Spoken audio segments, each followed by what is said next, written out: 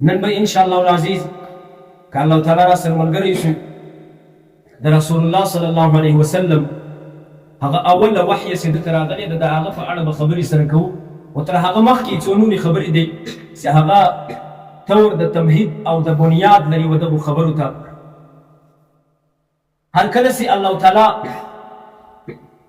چاته نبوت ورکوي نو تر نبوت مخکې هغه سړی پاک او محفوظ ساتي، د هغه زړه پاک او مطهر ورساتي. یعنی تر نبوت مخته هم چې چاته الله تعالی د نبوت اراده وکړه په هغه باندې یو قسم ګناه، یو قسم ناروا، که صغیره ګناه ده که کبیره ګناه ده، یو رقم ګناه هم په هغه باندې نه کوي. رسول الله صلی الله علیه وسلم تر نبوت مخکې هم له بوتانو څخه نفرت درلودی، له لات و منات و عزا، اصاف و نایله، دا د دوی بوتانو له دغو بوتانو څخه د نفرت درلودی. حضرت زید رضی الله عنه وی د رسول الله صلی الله علیه وسلم متبنا زوی ده. دا وی تر نبوت مخکې ما رسول الله صلی الله علیه وسلم پر دا کعبه معظمه باندې طواف کوي. دا نورو قریشو عربو هم طواف کوي. هر سړی چې به راورسېدی دا اصاف و نایلې ته دغه ته بې لاس نه وړی. اصاف و نایله دوه بوتان دي. که یو وخت الله تعالی چېرې ژوند راکوي د اصاف و نایلې په اړه باندې به هم خبره کوو چې دا دوه بوتان له کومې خوا پیدا سو او دلته ولاړ دي په کعبه معظمه کې چې هر سړی طواف کوي دوی ته راورسېږي دغو اصاف و نایلې ته لاس ورکړي. حضرت زید رضی الله عنه وایي موږ طواف کوئ، زه ورته راغلم له اصاف و نایلې ته چې راورسېدم لاس مو ورکړی. رسول الله صلی الله علیه وسلم راته وکتل تر نبوت مخکې کیسه ده ګوري. ما ته وویل زید بل وارث لاس ورکړی. ما فکر وکړی چې رسول الله صلی الله علیه وسلم ولې دونه بد یوړلو چې دوه وارې پر راوګرځېد ورته راورسېدو بیا مې لاس ورکړ. نبي علیه صلات وسلام داسې په خوشکه راته وویله ول زید ماته نه وې منع کړی چې لاس به نه ورړېدو بل. دا دلالت پر دې باندې کوي چې رسول الله صلی الله علیه وسلم تر نبوت مخکې هم د بوتانو څخه نفرت درلودی. که ستاسو پرونۍ کیسه چېرې په یاد وي، پرون چې په بصره ښار کې د ده له یو سړي سره خبره واوښتله کاروبار مابین کې، هغه چې د لات او د عزا قسم ورکوي چې ده په لات او په عزا سره قسم وخوره. ده دا خبر ورته وکړله او ما تر اوسه پورې په لات او په عزا قسم نه ده خوړلی، حتی چې لات او عزا باندې زه مخامخ ورسمه لار ځینې چپوم مخ ځینې اړوم. دا د رسول الله صلی الله علیه وسلم نفرت ده له لات او له عزا څخه.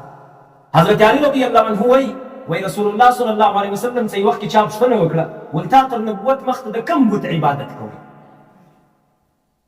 رسول الله صلی الله علیه وسلم ورته وویله ول ما تر نبوت مخکې یو بت هم نه د معبود جوړ کړی، ما د یوه بت عبادت هم نه ده کړی، حتی چې الله تعالی زما په زړه کې دا راچولي ولو چې ما د بت څخه هم نفرت و، له شرابو څخه مې هم نفرت و، له زنا څخه مې هم نفرت و، له غلا څخه مې هم نفرت و، چې کومې نارواوې په اسلام کې دي د دغو ټولو څخه مې تر اسلام مخکې هم نفرت و. دغه حضرت علي رضی الله عنه روایت را نقل کوي د رسول الله صلی الله علیه وسلم وایي رسول الله صلی الله علیه وسلم وایي یو وخت کې ما د مکې مکرمې د خلکو پسونه کتل. وایي یو نبي هم داسې نه ده تېر سوی چې شپني نه یې کړې شپانه نه یې تېر سوی. ما من نبي الا رعى الغنم، حدیث کې راځي رسول الله صلی الله علیه وسلم وایي یو نبي هم داسې نه دی تېر سوی چې هغه دې غنم یعنې پسونه نه یې کتلې وزې دې نه یې کتلې. رسول الله صلی الله علیه وسلم څه پوښتنه وسوه وایي یا رسول الله تا هم شپني کړې ده؟ ده ورته وویل هو ما د مکې مکرمې د خلکو پسونه د څو قراریتو په بدل کې ورکتل، څو قیرات مې ځینې اخیستو د هغو په بدل کې مې د مکې مکرمې پسونه ورکتل، د خلکو پسونه کتل. دلته په دغه حدیث کې حافظ تورپشتي رحمه الله لیکي وایي ډېر خلک داسې دي چې په دغه قراریت لفظ چې په دا حدیث کې ذکر شوی ده هغو خلکو دا فکر کړی ده او پر غلطه تللي دي. وایي قراریت په مکه مکرمه کې د یو ځای نوم ده. نبي علیه السلام وایي ما پر دغه ځای باندې دا پسونه کتل ځکه چې پیسې او اجرت اخیستل د نبوت خلاف دي. حافظ تورپشتي رحمه الله وایي ډېر خلک دا وایي پیسې اخیستل اجرت مزدوري اخیستل د نبي سره نه ښایي چې دی یې واخلي. نو دلته چې نبي علیه السلام قراریت ذکر کړی ده قراریت د هغه ځای نوم دی چې پر کوم ځای باندې د پسونه کتلي دي. خو حافظ تورپشتي رحمه الله بېرته دا خرابه کړې ده وایي دغسې نه ده ځکه نبي خو انسان د آخر هغه انسان هم ضروریات لري، هغه ته اجرت او پیسې اخیستل نه دي ناروا، کاروبار ورته روا د نبي لره هم. هغه نبي علیه صلات وسلام چې وایي ما په قراریتو باندې د دوی پسونه کتل د قراریتو څه مراد یې څو پیسې دي چې د څو په بدل کې ما پسونه کتل. خو خیر دغه ځای ته به راسو حضرت علي رضی الله عنه وایي رسول الله صلی الله علیه وسلم وایي تر نبوت مخکې ما د مکې مکرمې د خلکو پسونه کتل. یو بل ملګری هم راسره و. یوه شپه مې هغه ملګري ته وویله ما ورته نن د دا پسو خبر وساته نو پسو باندې پیرانه ده زه به ولاړ سم مکې مکرمې ته څه کیسې به واورم یو خبرې و اترې به واورم لاړې سم تا ته بیم وم. وایي ته راته اوسئ ته ولاړ سم. زه چې راغلم مکې مکرمې ته مکه مکرمه کې د سرو غږ راپورته کېږي غزلې ویل کېږي نجونې اوازونه. ته مې وکړه دا څه کیسه ده چا راته وویل دا د پلاني واده ده. زه هم ورغلم ورګډ شوم چې ته درځه. چې ورغلم هغه مجلس ته په هغه مجلس کې کښېنستم چې دا څنګه کښېنستم په دغه ځای باندې الله تعالی خوب راته راوستلی و بیده سوی. پر غوږو یې مهر رالګولی د نه مې درب اورېدلی د نه مې د یو ښځې اواز اورېدلی د بیا مې شی نه ده اورېدلی. سهار لمر راپورته کړم چې لمر راوختی هغه لمر سره راویښ کړم. دا یوه دومه شپه مې بیا ولا ملګري ته دا خبرې وکړله ما ورته ویل زه به ولاړ شم که ستا خوښه یي څه کیسې به واورم هغه به درته راوړم. ده راته وویل چې صحیح ده. دومه شپه بیا دغه رقم صورت پیش راغلی دغه رقم واقعه منځته راغله نه مې یوه خبره واورېده نه مې یو اتره واورېدله دغه رقم بیده سوی وم. ملګري پوښتنه راڅه وکړه څه کیسې دې واورېدې ما ورته یوه کیسه هم نه وه بس داسې مې تر ماخساره پورې بیده وه. یعنې دا څه دلالت پر دې کوي چې الله تعالی تر نبوت مخکې هم د نبي علیه صلات وسلام زړه له ګناهونو څخه پاک وساتي. ما هغه ورځ که ستاسو بیان په شق صدر کې چې جبرائیل علیه صلات وسلام ورته راغلی هغه یې کوچنی ولو ماشوم ولو په بنو سعد کې یې جګر ورڅېرې کړي زړه یې راویستی له زړه څه یې دوې یا درې تورې د وینو نقشې چې وینې ولې هغه وینې یې ترې راویستې. جبرائیل علیه السلام دا وویل ول دا د شیطان حصه ده هغه د شیطان حصه یې هلته لازمېږي. نو په نبي باندې تر نبوت مخته هم ګناه نه کېږي. څنګه به اوس چې څوک کې الله تعالی بیا نبوت نه ورکوي بیا تر نبوت مخته هم تر ولیانو غټ ولیان.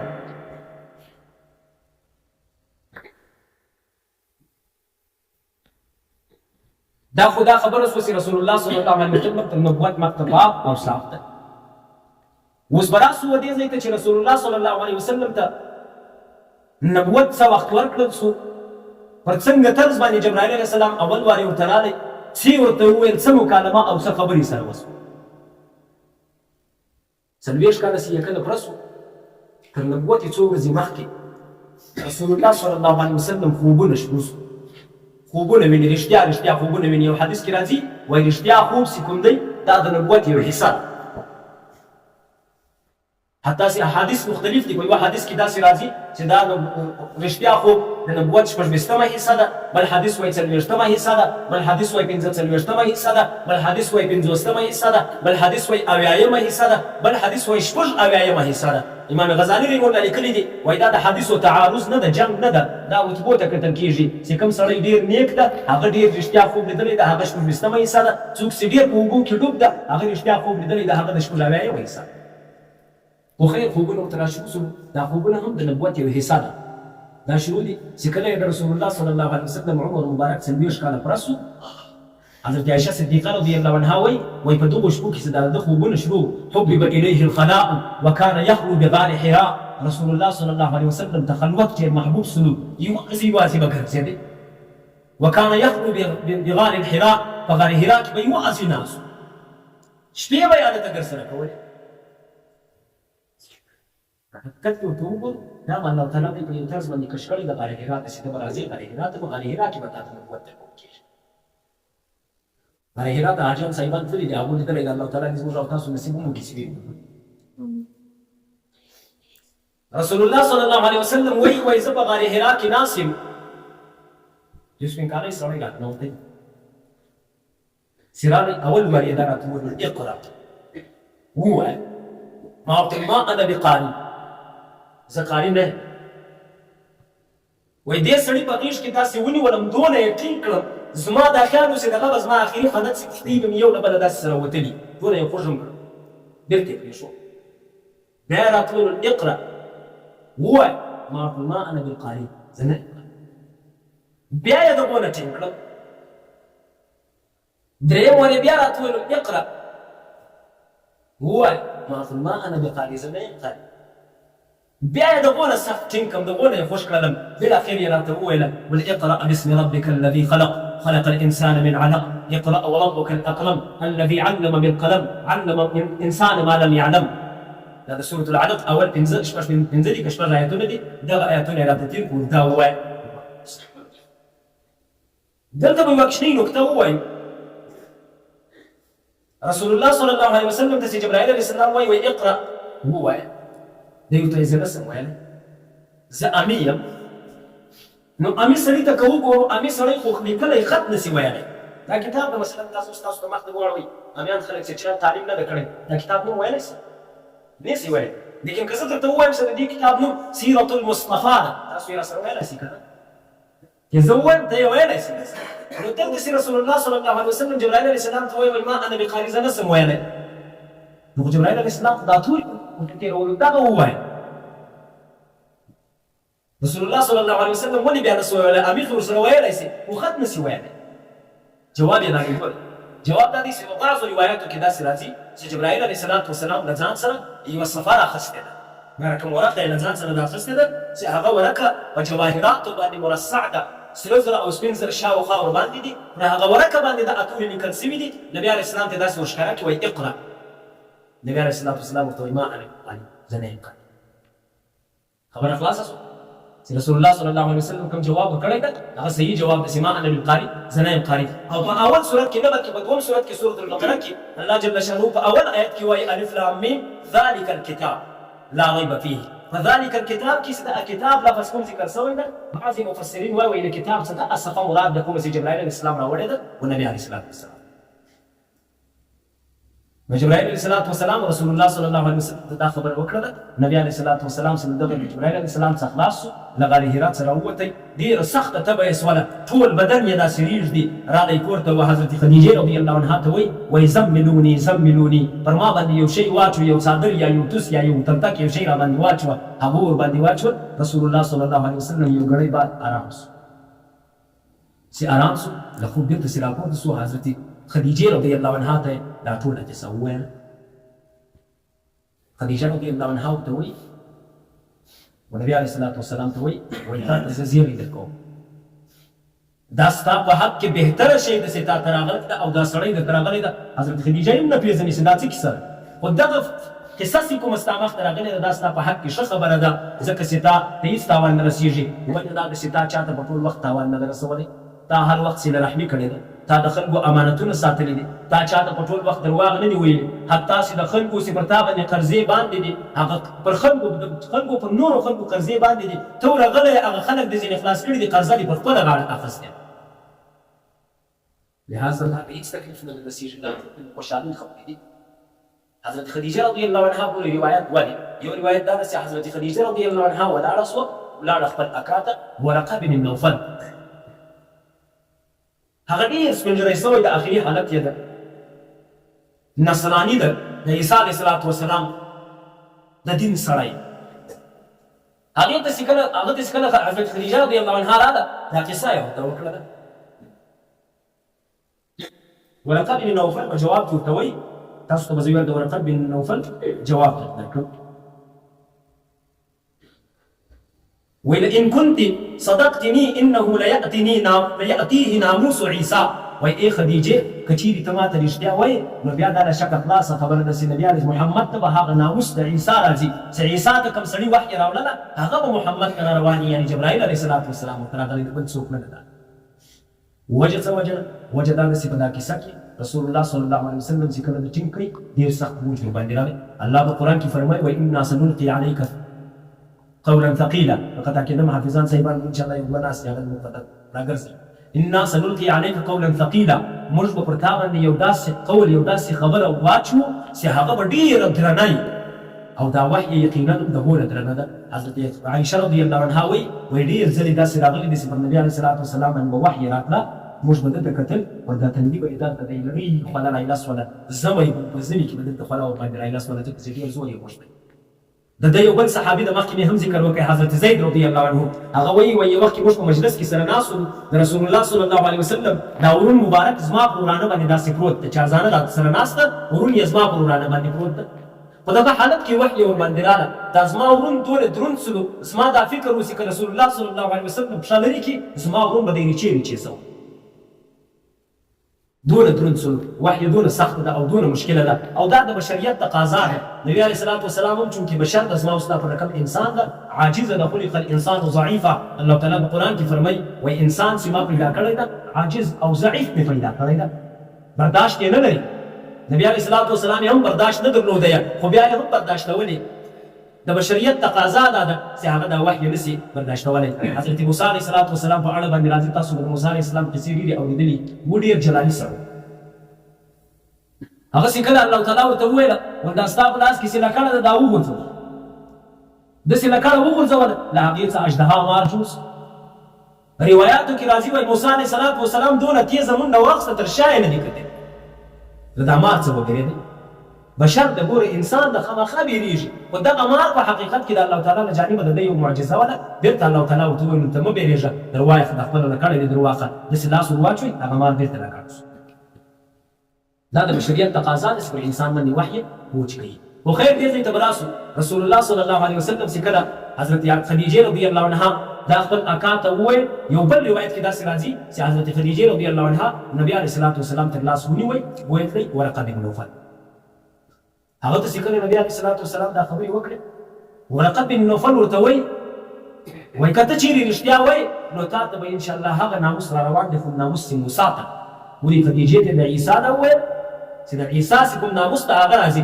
نبي علیه الصلاة والسلام ته وایي هغه ناموس درته را روان ده کوم چې د موسی یعنی جبرائیل علیه الصلاة والسلام درته راځي تا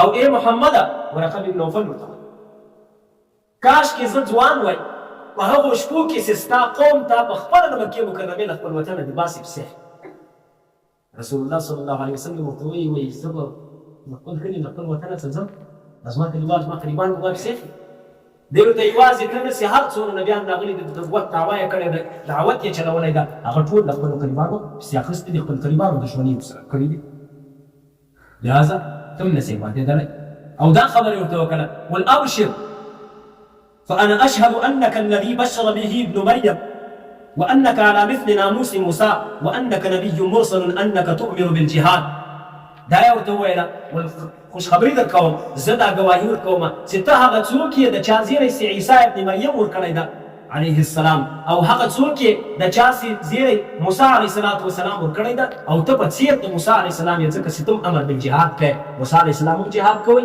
ته به هم جهاد کوې